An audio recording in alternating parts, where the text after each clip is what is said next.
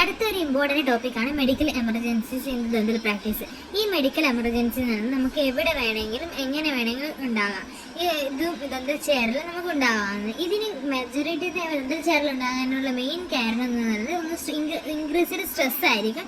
ഇതിന് കൂടുതലായിട്ട് സ്ട്രെസ്സാണ് മെയിനായിട്ട് ഈ ഡെന്റൽ ചെയറിൽ കൂടുതലുണ്ടാകും. ഈ ഇൻക്രീസ്ഡ് സ്ട്രെസ് എങ്ങനെയൊക്കെയാണ് പേഷ്യൻ്റ് പേടി എന്തെങ്കിലും ഫിയറോ അല്ല ആൻസൈറ്റിയോ അല്ലെങ്കിൽ ഇതിനിടയ്ക്കാനായിട്ടുള്ള പെയിൻ കൺട്രോളോ 3 കാരണം വഴിയായിരിക്കും. ഒന്ന് ഫിയർ ആയിരിക്കും, പേഷ്യൻ്റ് പേടിയുണ്ട്, ആൻസൈറ്റി ഉണ്ട്, പിന്നെ ഇതിനിടയ്ക്കാനായിട്ടുള്ള പെയിൻ കൺട്രോൾ. ഇതെല്ലാം കൂടിയിട്ടാണ് പേഷ്യൻ്റ് മെഡിക്കൽ എമർജൻസി എവിടെ വേണമെങ്കിലും ഉണ്ടാകാം. മെജോറിറ്റി ഇത് ഇൻക്രീസ്ഡ് സ്ട്രെസ് ആയിരിക്കും കൂടുതലായിട്ട് ഉണ്ടാകുന്നത്. ഇനി നമുക്ക് ASA ക്ലാസിഫിക്കേഷൻ എന്താണെന്ന് പഠിക്കാം. ഈ ASA ക്ലാസിഫിക്കേഷൻ എന്നത് അമേരിക്കൻ സൊസൈറ്റി ഓഫ് അനസ്തെറ്റോളജിസ്റ്റ്, അതാണ് ASA ക്ലാസിഫിക്കേഷൻ. ഈ ASA ക്ലാസിഫിക്കേഷൻ പറയുന്നത് ഒരു പേഷ്യൻ്റ് എത്രത്തോളം ഹെൽത്തി ആണെന്ന് പറയുന്നത്. അതർവൈസ് ഇത് വിളിക്കുന്ന റിസ്ക് അസസ്മെൻറ്റ്, എത്രത്തോളം റിസ്ക് അസസ്മെൻറ്റ് ചെയ്തിട്ടുണ്ട്. പിന്നെ ഈ ASA ക്ലാസിഫിക്കേഷൻ്റെ ഹയർ ചെയ്യുന്നതനുസരിച്ച് ആ പേഷ്യൻ്റ് റിസ്ക്കും കൂടുതലായിരിക്കും. ഓക്കെ, ASA ക്ലാസ് 1 എന്ന് പറഞ്ഞാൽ ഒരു നോർമൽ ഹെൽത്തി പേഷ്യൻ്റ് ആയിരിക്കും. പിന്നെ ക്ലാസ് 2 എന്ന് പറഞ്ഞാൽ ഒരു മൈൽഡ് സിസ്റ്റമിക് ഡിസീസുള്ള പേഷ്യൻ്റ് ആയിരിക്കും. ആൻഡ് ക്ലാസ് 3 എന്ന് പറഞ്ഞാൽ ഒരു സിവിയർ ആയിട്ടുള്ള സിസ്റ്റമിക് ഡിസീസുള്ള പേഷ്യൻ്റ് ആയിരിക്കും. ഓക്കെ, 1 എന്ന് പറഞ്ഞാൽ normal healthy patient, mild systemic ഡിസീസിനുള്ള ക്ലാസ് 2 ആയിരിക്കും. ക്ലാസ് 3 എന്ന് പറഞ്ഞാൽ സിവിയർ സിസ്റ്റമിക് ഡിസീസുള്ള പേഷ്യൻ്റ് ആയിരിക്കും. പിന്നെ ക്ലാസ് 4 എന്ന് പറഞ്ഞാൽ a patient with incapacitating systemic disease that constant threat to the life. ഇതൊരു ഭയങ്കര കോൺഷ്യസ് ത്രെറ്റ് ടു ലൈഫ് ആയിട്ടുള്ള ഒരു സിസ്റ്റമിക് ഡിസീസ് ആയിരിക്കും. And systemic disease conscious threat to life ആയിരിക്കും. Incapacitating systemic disease that is constant threat to life ആയിരിക്കും. Okay, ഈ 5ാമത്തെ classification എന്ന് പറഞ്ഞാൽ ഒരു മോറിബൻ പേഷ്യൻ്റ്, അതായത് ഒരു പേഷ്യൻ്റ് അത് മരണത്തിൻ്റെ അറ്റ് വരെ പോയിട്ടുണ്ട്. അത് ഓപ്പറേഷൻ ചെയ്താലും ഇല്ലെങ്കിലും മോർ ദാൻ 24 hours കൂടുതൽ ഒരു മോർ ദാൻ 24 hours കൂടുതൽ അത് ആ പേഷ്യൻ്റ് ജീവിക്കില്ല. നമ്മൾ 24 hours ഉണ്ടാവില്ല, എനിക്ക് ഡെത്ത് ഉണ്ടാകുന്ന കേസ് ഉണ്ടാവില്ലേ, അതാണ് ഈ ഇനി AC ക്ലാസിഫിക്കേഷൻ. ഒരു എമർജൻസി ഓപ്പറേഷൻ, നമുക്ക് ഈ ഒരു പേഷ്യൻ്റ് പെട്ടെന്നൊരു എമർജൻസി ക്ലാസിഫിക്കേഷൻ വേണം. നമ്മൾ ആ പേഷ്യൻ്റ് വിളിക്കുന്ന ASC. ക്ലാസ് 1 എന്ന് പറഞ്ഞാൽ ഒരു നോർമൽ ആയിട്ടുള്ള പേഷ്യൻ്റ്, ക്ലാസ് 2 എന്ന് പറഞ്ഞാൽ ഒരു മൈൽഡ് സിസ്റ്റമിക് ഡിസീസുള്ള പേഷ്യൻ്റ്, ക്ലാസ് 3 എന്ന് പറഞ്ഞാൽ ഒരു സീവിയർ സിസ്റ്റമിക് ഡിസീസുള്ള പേഷ്യൻ്റ്, ക്ലാസ് 4 എന്ന് പറഞ്ഞാൽ ഒരു മോർബിഡ്, ക്ലാസ് 4 എന്ന് പറഞ്ഞാൽ ഒരു പേഷ്യൻറ്റിന് ഇൻകപ്പാസിറ്റി സിസ്റ്റമിക് ഡിസീസ് ആയിരിക്കും. അതെന്തായാലും മരണത്തിലേക്ക് കാരണമാകുന്നുണ്ട്. അപ്പോൾ നമ്മൾ അത് കോൺസ്റ്റന്റ് ത്രെറ്റ് ടു ലൈഫ് ആയിരിക്കും. ക്ലാസ് 5 എന്ന് പറഞ്ഞാൽ ഒരു മോർബിഡിൻ്റെ പേഷ്യൻ്റ് ആയിരിക്കും. ഈ patient not expect to survive 24 hours without operation ഉണ്ടെങ്കിലും ഇല്ലെങ്കിലും 24 hours ഉണ്ടാവില്ല. പിന്നെ ASC എന്ന് പറഞ്ഞാൽ എമർജൻസി ഓപ്പറേഷൻ, എന്തായാലും ഒരു എമർജൻസി ഓപ്പറേഷൻ വേണം. അതാണ് ഈ ASC ക്ലാസിഫിക്കേഷൻ എന്ന് പറയുന്നത്. ഇനി നമുക്ക് ഈ അർജൻസി ആൻഡ് എമർജൻസി ഈ രണ്ട് തമ്മിൽ ഡിഫറൻസ് കുറിച്ച് പഠിച്ചാൽ നമുക്ക് പഠിക്കാം. ഈ അർജൻസി എന്ന് പറഞ്ഞാൽ ഒരു ആ പേഷ്യൻ്റ് ഒരു പ്രോംപ്റ്റ് റെസ്പോൺസ് വേണം. നമുക്കൊരു പ്രോംപ്റ്റിനുള്ള റെസ്പോൺസ് വേണം. അതായത് നമ്മൾ പെട്ടെന്ന് ഒരു പേഷ്യൻ്റ് പെട്ടെന്ന് ഇടപെടണം, പ്രോംപ്റ്റിനുള്ള റെസ്പോൺസ് വേണം. പക്ഷെ അതൊരു ഇമ്മീഡിയറ്റ് ലൈഫ് ത്രെറ്റനിങ് ആയിരിക്കില്ല.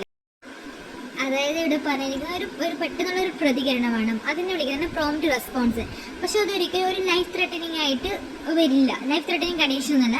പക്ഷേ ഇത് ലൈഫ് ത്രെറ്റനിങ്ങിലോട്ട് ആവാം. എപ്പോഴാണ് നമ്മൾ ഒരു പ്രോംപ്റ്റ് നമുക്ക് പെട്ടെന്ന് തന്നെ പ്രതികരിച്ചിട്ടൊന്നും ഇല്ലെങ്കിൽ പ്രോംപ്റ്റിയുടെ അർത്ഥം പറയുന്നത് പെട്ടെന്ന് തന്നെ ഈ പ്രോംപ്റ്റ് റിസോൾവ് ചെയ്തിട്ടില്ലെങ്കിൽ പെട്ടെന്ന് തന്നെ അതൊരു ലൈഫ് ത്രെറ്റനിങ് ആവാം.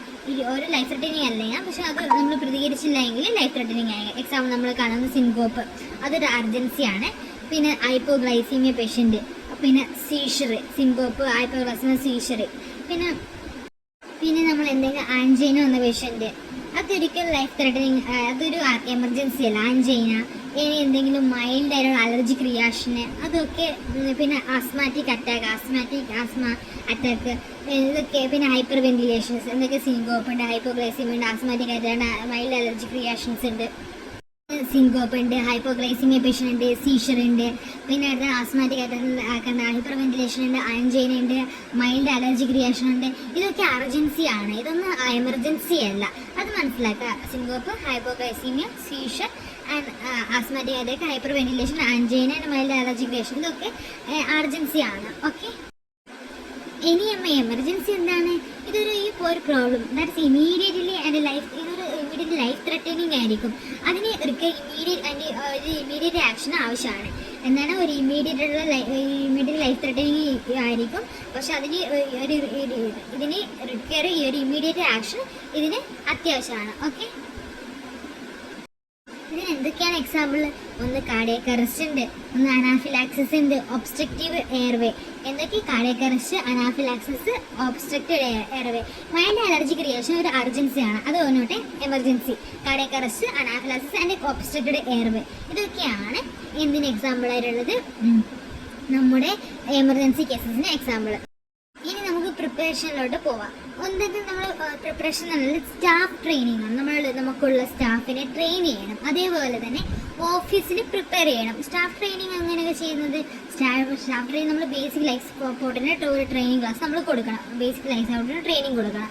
എന്നിപ്പോൾ പിന്നെ അടുത്ത ട്രെയിനിങ് എന്താണ്? നമ്മൾ ഏതൊരു സ്പെസിഫിക് എമർജൻസി സിറ്റുവേഷൻ വന്നു കഴിഞ്ഞാലുള്ള പിന്നെ വേണ്ടത് നമുക്കൊരു എമർജൻസി സിറ്റുവേഷൻ വന്നു കഴിഞ്ഞാൽ അതിനെ കണ്ടുപിടിക്കാനും അതിൻ്റെ മാനേജ്മെൻറ്റിനും വേണ്ടിയാണ് നമ്മൾ അടുത്ത് പ്രിപ്പയർ ചെയ്യുക. നമുക്ക് പിന്നെ ഒരു എമർജൻസി സിറ്റുവേഷൻ വന്നു കഴിഞ്ഞാൽ അതിൻ്റെ റിക്കഗ്നൈസേഷനും അതിൻ്റെ മാനേജ്മെൻറ്റും അതും കൂടി നമ്മൾ ഇവിടെ ട്രെയിൻ ചെയ്യണം. ബേസിക് ലൈഫ് സപ്പോർട്ട് ട്രെയിൻ ചെയ്യണം. അതേപോലെ തന്നെ ഒരു എമർജൻസി സിറ്റുവേഷൻ വന്നു കഴിഞ്ഞാലുള്ള അതിന് എന്താണ് എമർജൻസി, അതിൻ്റെ റിക്കഗ്നൈസേഷനും അതേപോലെ തന്നെ അതിൻ്റെ മാനേജ്മെൻറ്റ് നമ്മൾ ട്രെയിൻ ചെയ്യിപ്പിക്കണം. പിന്നെ എമർജൻസി ഫയർ ഡ്രിൽസ്. ഇനി നമ്മൾ പഠിച്ച എന്താണ് emergency fire drills? Emergency fire drills നമുക്കറിയാം, എന്തോ ഒരു എമർജൻസി വന്നു കഴിഞ്ഞാൽ അതിൻ്റെ റിക്കഗ്നൈസേഷനും മാനേജ്മെൻറ്റും വന്ന് ഇനി നമ്മൾ അതിനെ ഈ എമർജൻസി ഉപയോഗിക്കുന്നത് എങ്ങനെയാണ് ഫയറായിട്ട് ഉപയോഗിക്കാൻ പറ്റുക, പ്രൊസീജിയർ പെട്ടെന്ന് തന്നെ ചെയ്യുക, അതിനെ വിളിക്കുന്നത് എമർജൻസി ഫയർ ഡ്രിൽ എന്ന് വിളിക്കുന്നു. പിന്നെ അടുത്താണ് ഓഫീസ് പ്രിപ്പറേഷൻസ്. ഓഫീസ് പ്രിപ്പറേഷന് വേണ്ടത് ഒന്ന് പോസ്റ്റിംഗ് എമർജൻസി അസിസ്റ്റൻ്റ് നമ്പർ. ഈ എമർജൻസി സിറ്റുവേഷൻ വേണ്ട ആ അസിസ്റ്റൻ്റ് നമ്പർ നമ്മുടെ കയ്യിൽ വേണം. പിന്നെ stocking the emergency drug and equipment, അത് ഇക്വിപ്മെൻറ്റിൻ്റെയും ഡ്രഗിൻ്റെയും സ്റ്റോക്കിംഗ് ഒക്കെ വേണം. Okay, posting emergency assistant number and stocking emergency drugs and ഇക്വിപ്മെൻറ്റും നമുക്ക് അവിടെ ആവശ്യത്തിന് വേണം. അതാണ് പ്രിപ്പറേഷനിൽ ചെയ്യുന്നത്.